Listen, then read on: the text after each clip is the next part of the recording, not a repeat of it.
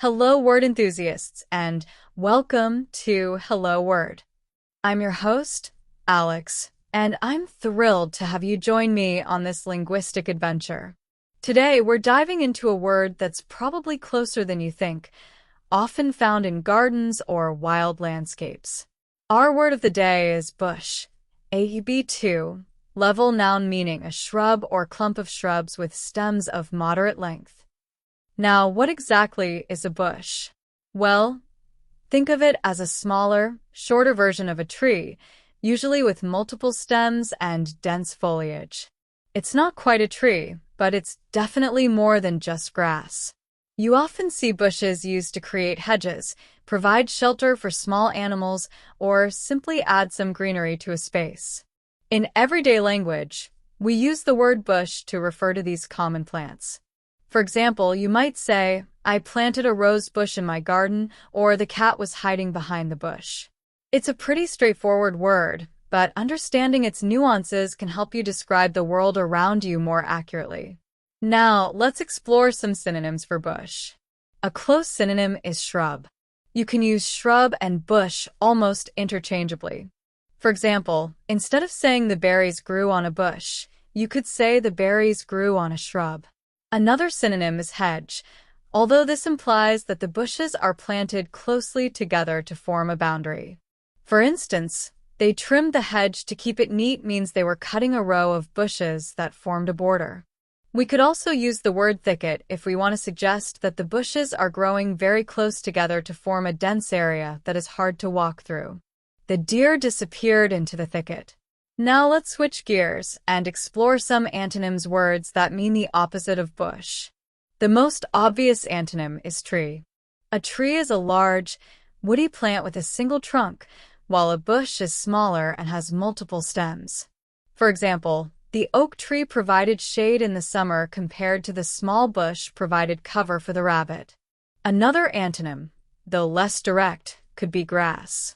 Grass is a low-growing plant that is very different from a bush, which is bigger, woody, and more complex.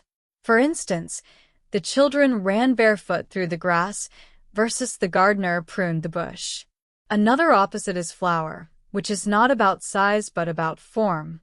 Bushes are often greenery or thick wood, but flowers are bright blooms. She picked a flower versus she pruned the bush. Now, let's look at how you might use bush in everyday life. You might say, I need to prune the bushes in my front yard this weekend. Or, the birds built a nest in the bush outside my window. You might even hear the phrase to beat around the bush, which means to avoid talking directly about something. For example, stop beating around the bush and tell me what happened. This is an idiomatic expression that has nothing to do with actual plants, but it uses the word bush in a figurative way. Here are some more usage examples. The gardener planted several bushes along the fence line. A small, green bush was growing near the wall. She used the bush as a natural screen. He carefully trimmed each bush in the garden. The deer were feeding on the leaves of the bush.